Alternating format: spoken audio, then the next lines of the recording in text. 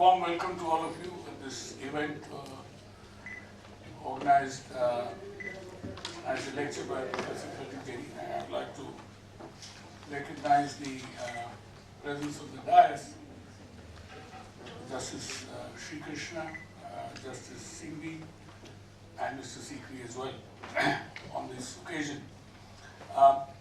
As we had sent out the invitation, and if you recall, Fred had served on the French Supreme Court for about nearly 8 years, having been a competition expert as an economist.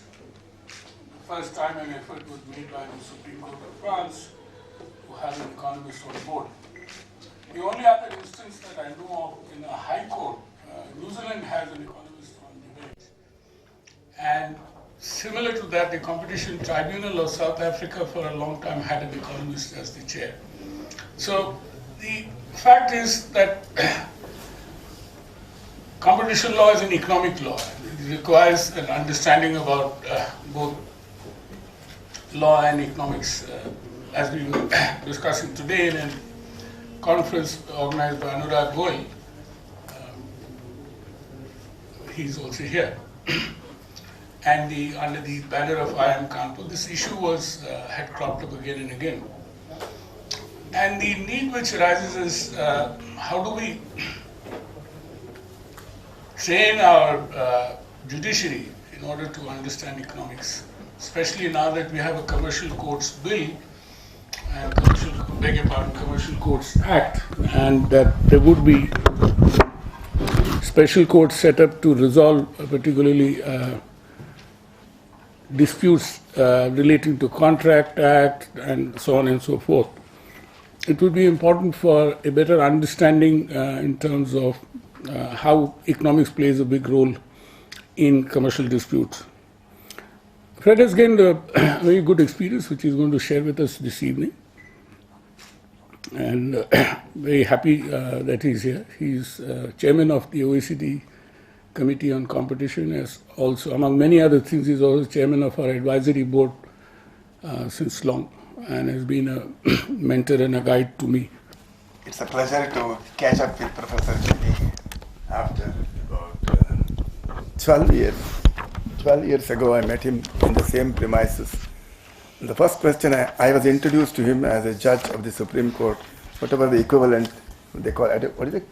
Something? What do you call it? Cour de cassation. Cassation, whatever. Cause of cassation, the Supreme Court in France. So, and I assumed that he was a lawyer, and then during the conversation it turned out that he was not a lawyer at all. I said, how on earth did they make you a judge of the Supreme Court? Then he explained to me that his expertise was in the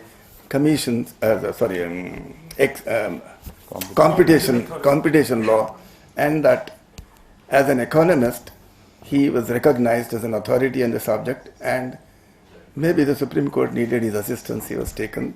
He told me that he had 8 years tenure and he has recently retired. Now, Mr. Mehta just now mentioned that there are very few courts where economists are allowed to sit on the bench. I think I personally think, I don't know, it's my personal view, that in the Supreme Court of India too, this should be followed. I'm happy that this kind of a seminar is being organized, where Professor Jenny is going to address us.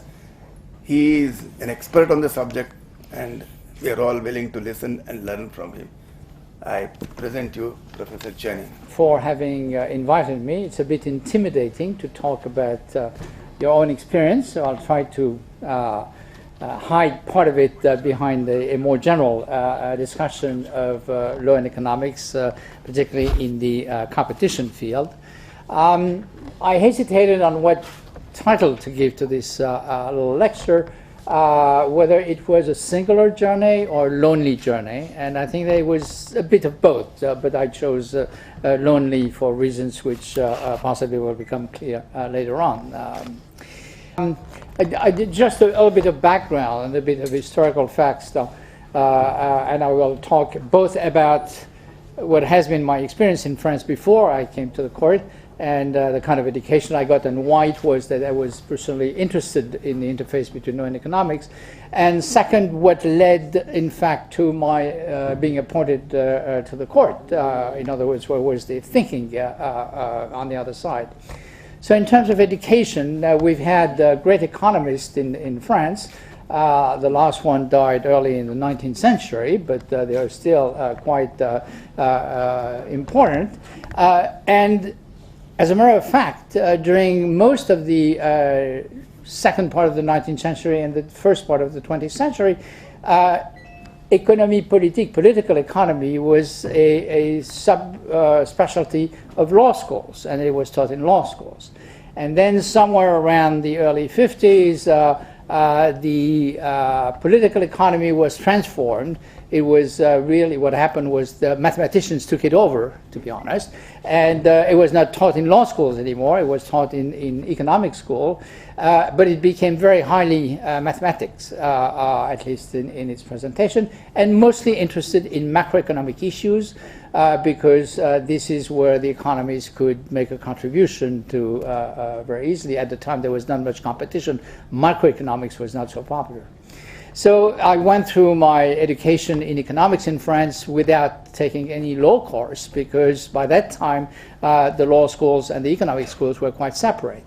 Then I went to the US, and there I realized, probably because I deepened my understanding of microeconomics and markets, the extent to which, as was said earlier in the day in another conference, markets mean contracts, contracts means legal framework, and the performances of economic system are very dependent on the legal system which underpins the economy. And I must say that this experience has been, I mean, first of all, I realized this intellectually in American universities, but since then I've traveled a great deal throughout the world, and it's so obvious for people for someone who's traveled quite a bit, that the differences in performances of economies are partly, not entirely, but based on the differences in the legal system and the robustness of legal systems to support a market economy. And by this I don't mean only competition law, contract law, bankruptcy law, commercial law in general, intellectual property or property law in general. All those have to be included.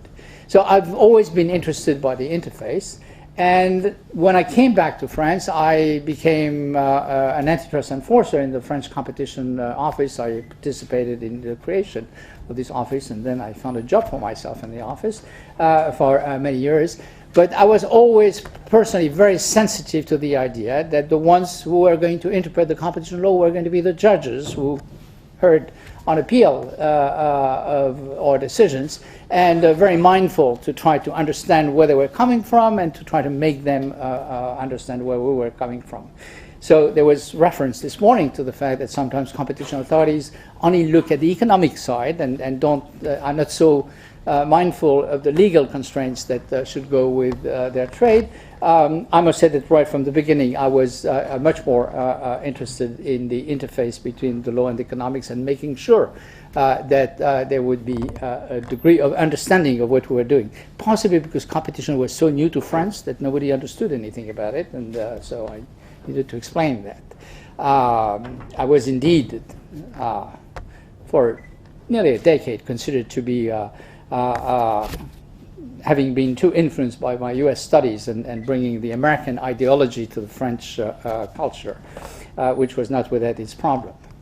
Now, on the other side, on the side of the courts and the judicial system, in the 1980s and 90s, early 90s, there was a realization among a small number of very important judges that economics was becoming quite prominent in the cases that the judiciary was hearing. Now, first of all, a little background. In France, we have two Supreme Courts, an administrative Supreme Court called the Conseil d'État, and a civil and criminal Supreme Court, which is the Cour de Cassation, which is where I was. I'll put aside the administrative law for a while, and I will focus on the civil and criminal law. And the reason for this is, of course, that the 1990s were a period of deregulation, privatization, opening up of trade, and the end result was that a number of matters that used to be dealt with by ministries were now sent to the courts. And those judges said, we have many more cases, not necessarily in competition, but also in contract law or in public procurement or in many more issues that come to us that require some understanding of what the economic underpinning of the cases are all about. How could we get this? Because we want to be not only legally correct, but we want to be economically relevant, and we don't have a clear sense of what is relevant because we are lacking an education in economics. One of the very important judges that guy was the Chief Justice of the Cour de Cassation, who himself had studied competition law and become very interested in competition law, and was, in a sense, an agent for change. He looked around to see whether he knew of an economist, and I was the only one that he knew, so he came to me and suggested that it would be interesting, would I be interested in joining the court, because he wanted to see what interface or what discussion could get going between an economist, sitting not as an economist but as a judge, and the other judges. At the time, I couldn't take up this offer because I was doing things at the WTO, so I said, I'm sorry, I've got a mandate at the WTO, I first have to finish that. This Supreme Court judge retired, but his closest colleague became Supreme Court judge and pursued the same idea and came back to me after I'd finished my time at the WTO and said, would you be interested in coming? And said, well, how can economists become a judge? Said, well, we have a provision in France that, so a little background, how does one become a judge? All the judges in the civil law and in criminal law are professional judges. So you go to law school. At the end of law school, you decide whether you want to become a lawyer or whether you want to become a judge. If you want to become a judge, you go to magistrate school. There's a competitive exam to get in. Then there are 3 years of school. Then after that, you become a professional judge and you stay a judge all your life. And slowly but surely, you move from one position to the next, and some of them get to the Supreme Court. So the Chief Justice of the Supreme Court said, well, we also have the possibility to appoint lawyers. And I mean, there are very few, there's but one a year was appointed, so this is rather exceptional. But the law doesn't actually say that you have to be a lawyer to use this. And we would like to try to use this provision to suggest to the Judiciary Council. The Judiciary Council is the council that made the appointment together with the president at the time, and now it's only the Judiciary Council, to push your candidacy if you're willing to try this. I thought this was a fantastic opportunity, that I was going to be able to learn something entirely new, something which I had touched upon, but fairly superficially and in a fairly narrow way. And I decided that I wanted to be a candidate for this. So it's a long process, takes a year of.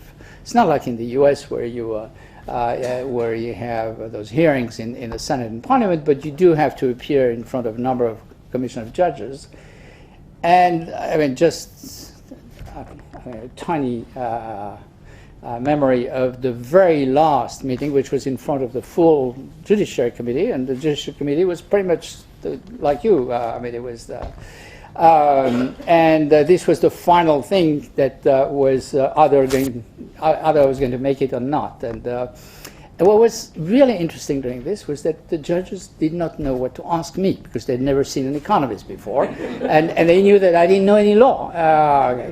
So, I mean, they asked me to, tell them what I had done, and as I went on, I mean, they seemed more and more perplexed until one of them said, "But you seem to have a really interesting life. Why the hell do you want to come to the Supreme Court?" And I said, because I think it is extremely interesting. But then they had a lot of difficulty because you're supposed to have an exchange. So finally, one of the judges of the Judiciary Council asked me, what's the most profitable crime in France these days? You're an economist, so you should know something about the profits that criminals make. So what's the most profitable? Without thinking, I answered that I thought it was the drug business. And then I started explaining from the point of view of an economist why it was that the drug business was so profitable, which was basically because the strategy that we have is a strategy of going after the traffickers or the dealers. But of course, the more you restrict the supply, the higher is the price of drugs for people who are dependent, and therefore the higher are the profits. So you've got more risk, but you also have higher profits. So it's a self-defeating strategy. And then I heard myself say, you're explaining to the Judiciary Council, who's considering whether you should go to the Supreme Court, that one should legalize drugs? I mean, is that what you're doing? And nevertheless, I finished. I left and said, this is it. I blew my chance. Not at all. There was no other question after that one. I mean, that was it. But somehow the Judiciary Council accepted my candidacy. So I was going to be the first economist being a judge on the Supreme Court. And let me go back to the challenge that you all know. But let me go back to something which I found out. I'm using this, and by the way, this seems to be very sexist, but this has been produced by a female economist, rather well known in the US. But I'm using this because I think that behind this there is something which is very true. Economists see the world in the following way. They have a model of how the world should be, an ideal model which they like. Okay. Then they turn to reality, and they see that reality is not like the model, so then they try to make reality more like the model. I very rapidly learned from the judges that they look at reality first, and then they look at legal principle. They see whether the legal principle applied to the reality, and if so. But the starting point is very different, because when you start from a model, of course, you are going to have all kinds of simplifying hypotheses, which are going to be seen as highly questionable by judges. So this difference in approach, I think, is very important. So the judges were, some part of the judiciary was trying to improve the economic understanding of civil and criminal courts, but mostly of civil courts. Now, this is an issue which exists in many countries, and of course this is an issue which in the era of competition is particularly important, both because the underpinning of competition law is in fact economics and market economics, but also because over the last 15 or 20 years a great many countries have acquired a competition law and a competition authority. And the question is that all those new authorities render decision. Most of them are reviewed by courts, and there's always a question about how much will the court understand about the economic. Is the court going to confuse fair competition with anti-competitive practices and all those things? And how could we increase the understanding of courts of economic matters? There are three types of solutions which have been tried in different countries, what I call institutional tools, procedural tools, and methodological tools. Now, the institutional tools, I'm one example of the institutional tools, a rather special one. In many other countries, or in a number of other countries, you have different type of institutional solutions to the problem. Don't want to move to the next one? Yeah. For example, having specialized tribunals, which allows the judges on those tribunals to focus and to invest really in the matter that the economic matter that they're going to deal with, because they are going to have many cases that they're going to review, and therefore it is worth their while. Whereas in countries where it's a generalist court that reviews the decision of competent authorities, it's quite understandable that a normal judge would see very few antitrust cases, and therefore would not have either the time or the inclination to invest massively in this. There are other courts, other countries where on the courts there is either an assessor or an economist who's there only for the factual part of the case, and leaves but he sits with the judges as long as they're looking at the facts of the case to get the right interpretation of the facts of the case, and then, then he leaves when there's the decision making. Okay, so there are a number of possible institutional designs which are made, and the Competition Appeal Tribunal, and Mr. Kovacic, who's here, Mr. William, is on the board of the Competition Appeal Tribunal. This is a place where you can have a real understanding or a better understanding. In countries where you cannot have a specialized tribunal, sometimes you concentrate all the appeals on a subset of the judges. Second type of solution are procedural adjustments. Procedural adjustments which are basically aimed at trying to improve the dialogue between either the courts and the experts or the experts of the different parties, to make it more easy for judges to understand what it is that the experts want to say. The typical example of this, of course, is the hot tub technique, which was first tried in Australia. And the intuition there was that, and I've experienced that judges, in many cases, when they don't know what the theory is or the underpinning of the case is, don't know what questions to ask to the experts. So they listen to the experts of the parties, they don't react. Then they decide one way or the other, and then they go back to the expert testimonies to try to see what in the expert testimony supports the what they have decided. But this is kind of a reverse engineering. Rather than using the expertise to make the decision, it's using the expertise to justify the decision that you wanted to make in the first place. And part of the reason for this is that they're too shy to ask questions because they don't speak the same language, they don't understand they don't know which question to ask, and they're pretty sure that if they ask a question and get an answer, they won't understand the answer. So the idea is to say, well, there's at least a way to enlighten the courts in those circumstances, which is to have the experts of the parties cross-examine each other. Okay, they know what the weaknesses of the case of the other are, so if they cross-examine each other, I don't have to ask the question, they will find the relevant question, I will see what is left at the end, or at least I will see precisely what are the differences between them and what the case hinges on. And this is a very powerful way to try to make the court understand better what are the underlying economic issues and what are the differences between the experts. By the way, I have many colleagues, economists, who are expert witnesses in all kinds of cases, whether those are civil cases for damages or cases of competition cases. They've always told me, irrespective of where they are, that they don't say the same thing to a court, depending on whether or not they're going to be cross-examined by one of their colleagues. And they are much more outrageous in what they say when they know that they are just in front of the court and the court will possibly react to what they say than when they know that one of their colleagues is going to find out the weaknesses of their. So it also helps to reduce the scope of the tenor of the expert testimonies. The third dimension, or the third type of things that can help, is of course methodological tools. I'm not going to go into this because I assume that you're familiar with it, but it's the use of things like the Doebert methodology, which comes out of the US, which is basically a way to try to assess for the judge what is the relevance and what is the reliability of the methodology of the experts.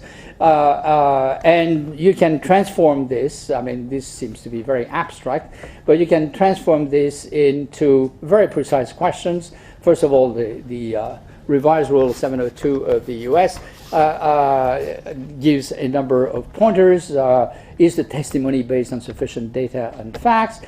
Is the testimony the product of reliable principles of methods? Has the witness applied the principles and methods reliably to the facts of the case? And if you go down into more detail, you can find a great number of questions that any judge, even if he doesn't understand anything about the issue, can ask an expert, and which is going to help him form a judgment about the value of the expert testimony. Where did you get your data? Did your client give you your data, or did you get them independently? What the theory that you used? I mean, where was it published? Was it published in a review which is peer-reviewed, or was it just made up for the case, and so on and so forth? So there are ways to help judges ask questions which are very relevant. There's a last possibility which I have not touched upon, even though I have spent a great deal of my life trying to promote it, which is to teach the judges. I mean, to have seminars or conferences where there is some exchange between the economic experts and the judges. I must say that, at least in the context of France, I had limited success until the day I became a judge. That day, everybody came to my classes, judges who would not have come before that because I was not one of them. And there was an element of comfort from knowing that I was one of the judges, and therefore I was less threatening. I mean, I was not promoting some interest, hidden interest, and therefore the fear that the judges might have had about the fact that they would be instrumentalized by this teaching disappeared very fast. Okay. Now, something happened when I got to the court. All of a sudden, I started speaking in a completely different way that I used to speak. Some expressions that were absolutely part of my current vocabulary disappeared entirely, and some other came up. And behind those were, of course, differences of approach. The goals of competition law, for example. Okay, so we talk about the goals. I mean, this afternoon and this morning we spent quite a bit of time trying to figure out what the real goal is. It consumer surplus? Is it total surplus? And so on and so forth. The judicial perspective is, I don't know what you're talking about. What I know is what the law says or doesn't say. And I'm going to take a literal interpretation. I mean, this is of course, I'm talking with French civil law judges, but I'm going to take a literal interpretation of what the law said. And when you talk to me about what is the goal, what should it achieve, it's a foreign language to me. I don't understand that question. Relevant facts. The economists say, oh, okay, so we've got to find the relevant facts. We'll start with the relevant market, and then we will separate out from the facts the thing that, from the economic point of view, have a meaning to try to decide whether or not the practice or the transaction was anti-competitive. The judges had a very difficult time understanding the concept of relevant facts. There were facts, and that's it. I mean, the facts were facts, and the rest was law, but there was no subdivision within the facts of the relevant facts, and therefore, sometimes they would spend a lot of time discussing things which were not really germane to the discussion because they did not have the apparatus that the economists have. The first time I talked about theory of harm, I mean, there was silence in the room. Nobody knew what I was talking about. A theory of harm, what do you mean? I said, you mean a scenario with hypotheses and conclusions saying that if competition had prevailed, this is what we would have observed. They did not understand what that was, and they did feel that it was rather ambitious on the part of economists to have a theory of harm, to be able to have hypotheses and believe that those hypotheses were reflecting reality, and they never wanted to go into theory of harm, but on whether or not the general legal principle, whether there were precedents that show that those legal principles could apply to the situation rather than developing a theory of harm. I will give an example later on. Indirect evidence, direct evidence. Now, of course, economics is indirect evidence. I mean, it's a simplification to try to interpret the reality, so it's not... I had a lot of difficulty with some of the judges who clearly preferred direct evidence, testimony, statements, whatever, pieces of paper. And we had long discussions about whether or not they had ever seen gravity. I said, in your normal reasoning, you make assumptions. You've never seen gravity. The only thing that you've seen is a consequence of gravity, is that if you, lean over the window, you fall. Okay. So you are convinced that gravity exists, because of its consequence. Well, economists approach problems a bit like this. Okay, so there's not much difference between the common sense interpretation of the world and the indirect evidence that we see in economics. Now, correlation, causality, particularly in damage cases. I mean, this is hugely important because the judge needs a relationship, needs a harm, a violation, and a direct causal relationship between the harm and the violation and the damage. And the economist comes with a model that says, well, you know, there was a cartel and the price was higher than it would have been, and after the cartel was lower, and that's it. And the judge says, yeah, but there may be many other reasons for which the price was higher. He's never convinced that the correlation or the econometrics stands up to the very high level of causality that he has in mind, which is partly an illusion because I'm not sure that one could argue that scientifically the level of causality is higher. Type 1 and type 2 errors is something also that economists always talk about.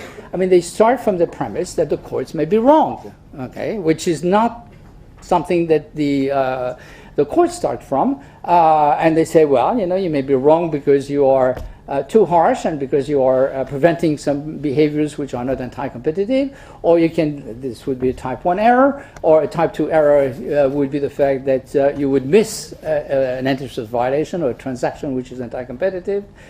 And the economists derive from this what the rule should be, the rule of law should be, by trying to minimize the cost of type 1 and type 2 errors.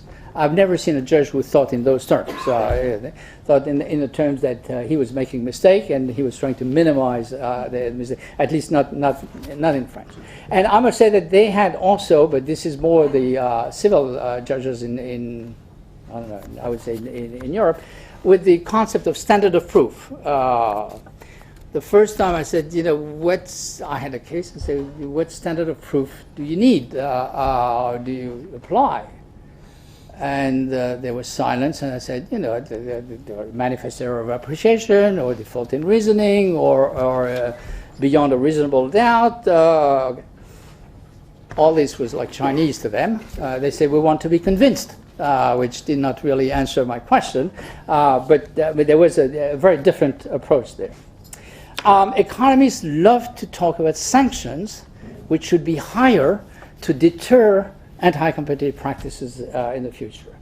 Judges love to talk about whether or not the sanction is proportionate to now, between deterrence and proportionality, there's an obvious tension between the two, which means that in many cases and in many countries, the courts are going to overturn the sanctions because they think that they're completely disproportionate and because they don't have a concept of the fact that the way they apply the law has the purpose of deterring future. They just apply the law as it is.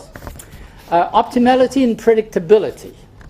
I will tell you a story in a minute about this. The economists look at whether competition law is applied in the right way. In the right way in the sense that it promotes efficiency, it promotes optimality, it promotes better allocation of resources. If it turns out that economic thinking has evolved, and a good example of this would be two-sided markets, for example. When European jurisdictions started being interested in banking in cards, they didn't really know what the two-sided market was, and the theory of two-sided market was hardly born. In fact, it was developed by Tirol and others following those cases. This is a case where the judicial approach preceded the theory.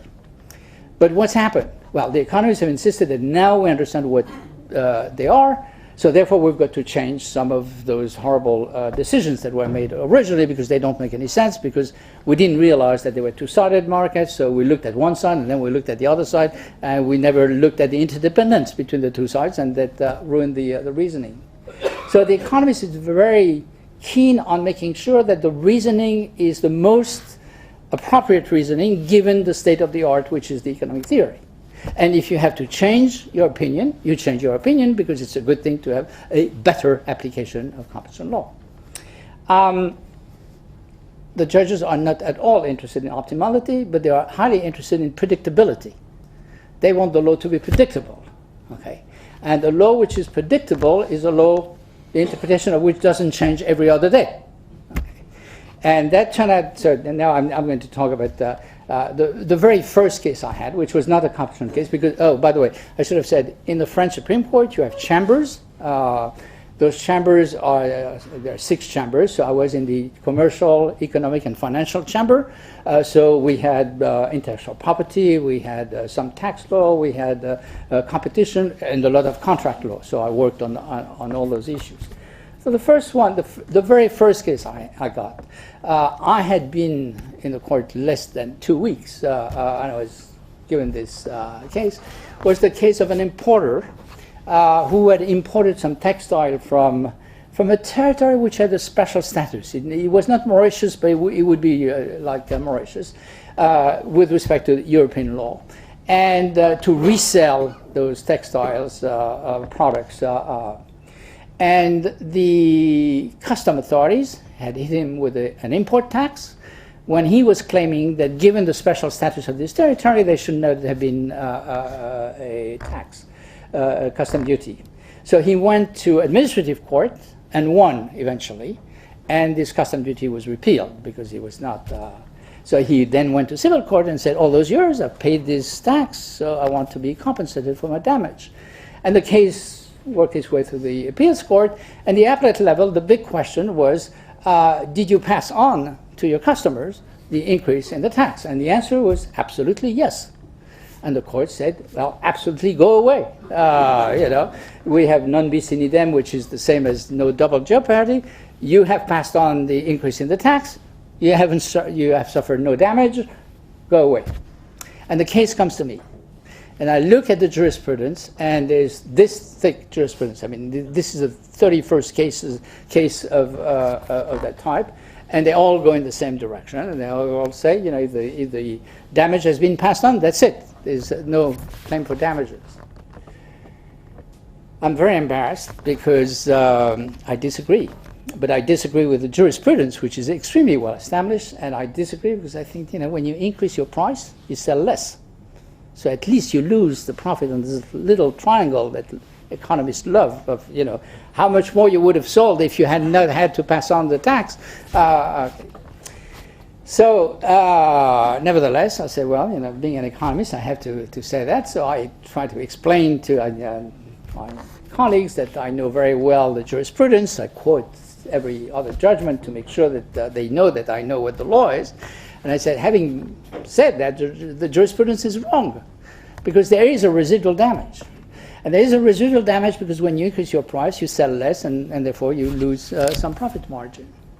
So the first round of discussion, and remember I was very intimidated, but at the same time I felt that I had to make the case, was where did you get the idea that when one increased the price, one sells less? And they took every possible example, gold, art, diamonds, things that were bought because the price was increasing. I said, yes, the price is increasing, but it's not because the price is high. It's because you hope that tomorrow it will be high. It's a different issue. Okay. So, but in any case, so it went on and on. But it struck them as being a theory, not substantiated by anything else, but by hypotheses which were questionable. Okay. So eventually they decided that possibly, as I explained to them, I said, if you could increase the price and increase the quantity you sell, probably we wouldn't be sitting here in this room. I mean, we'd be selling whatever, increasing the price, selling more and more of it, becoming richer and richer. Okay. So I don't know whether that convinced them or not. Okay. But the second round of discussion was, let's assume that Jenny is right, and indeed, when you increase your price, you sell less. Is this the right case to change our jurisprudence? And I was quite interested in this phase of the discussion because this is a question that would not have come to my mind. Because coming from an economic background, you had faulty reasoning, you changed it to have a more optimal reasoning. But that's where I really understood that they said, we are perfectly willing in some cases to have the wrong reasoning in order to protect the legal predictability of the law, in order not to change the law or the interpretation of the law all the time. Okay. So is this the perfect case? Best case. It said, this is as simple a case as you can get. It's very pure. There's nothing else but this question. So in my mind, it's a very good case. Okay. And since the jurisprudence is quite old, I mean, it's now probably is the time to change it. The third round of discussion was, okay, let's assume that Jenny is right, and let's assume that this is the right case. Should we send it back to an appellate court? Because if we do that, what's going to happen at the appellate level? The appeals court is going to have two sets of economists, the economies for the custom authority, the economies for the importers. They are going to come with fancy description of how much would have been sold if the price had been different. The appeals court is not going to be able to understand who is right and who is wrong. It's going to take forever.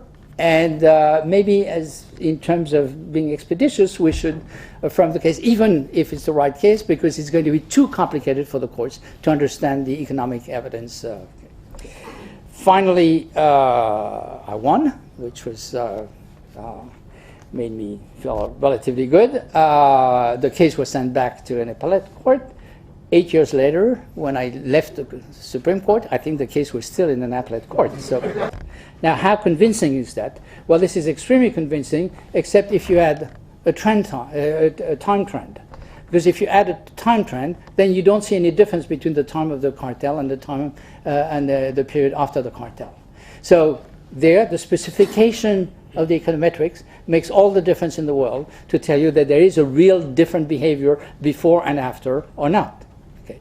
So judges have to be aware of that. So that's something that came up in at least one of the cases that we're sitting on. But that means that indeed the judge have to understand some of the economics, and they have to have somebody to explain it to them. So to finish on this, two things. The first one, the first 2 years were hell for me for two reasons. One of them, I didn't know the law. And I knew that I had to learn a lot, particularly because those were the most senior judges. The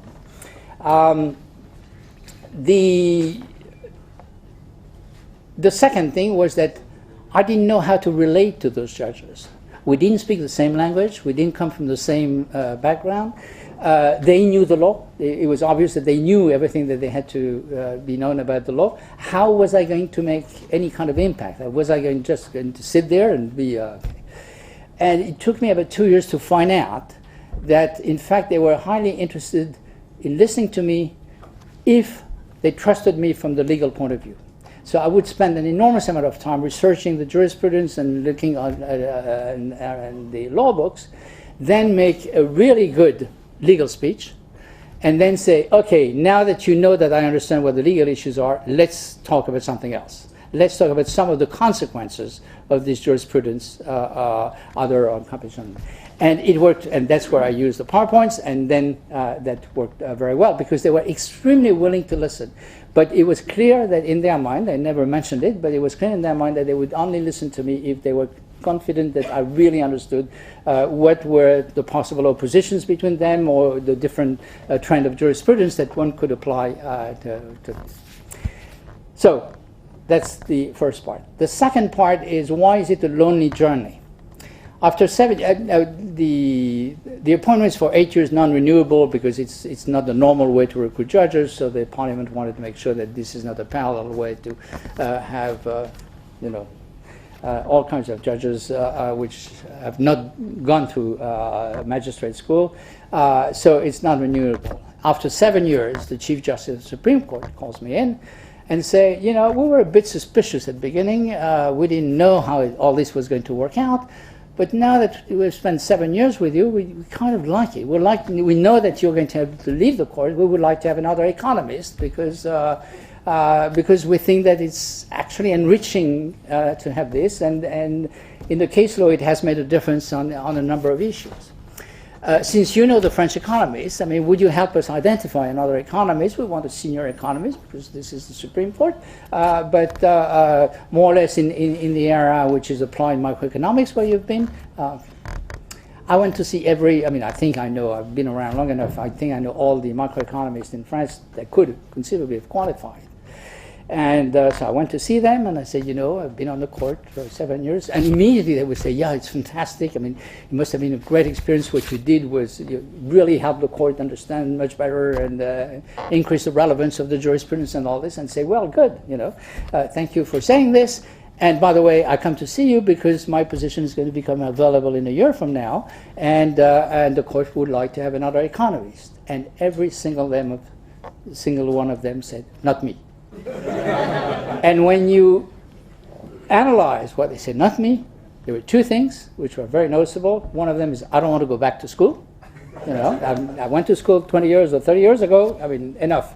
I'm in my little economic consulting firm, or I'm teaching at the university. I don't want to go back and either learn the law, and because there was no one who had really a double education.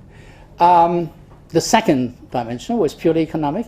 The opportunity cost for them to become a judge was too high. They were a very successful consultant. So they had families, they had obligations, they had, I don't know, whatever.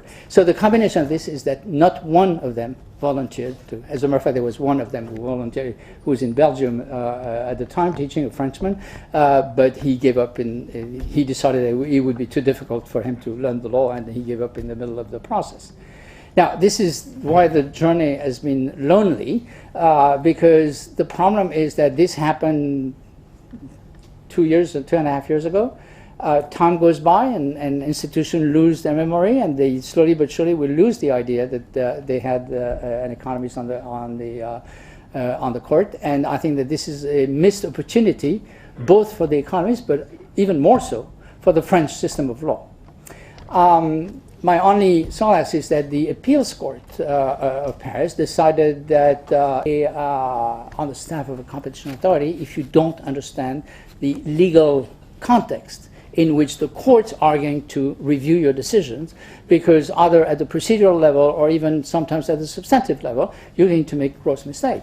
And I must say I was on the OFT, which was on the board of the OFT, which was the predecessor of the CMA, which had superb economists, probably the highest level team of economists. About the UK competition authorities. Yeah, the UK, the OFT, which had the superb and lost a great many cases precisely because the economists did not understand the law. So I think that it's very useful for the judges to get some education in economics, but equally important for economists to get education in law. Thank you very much.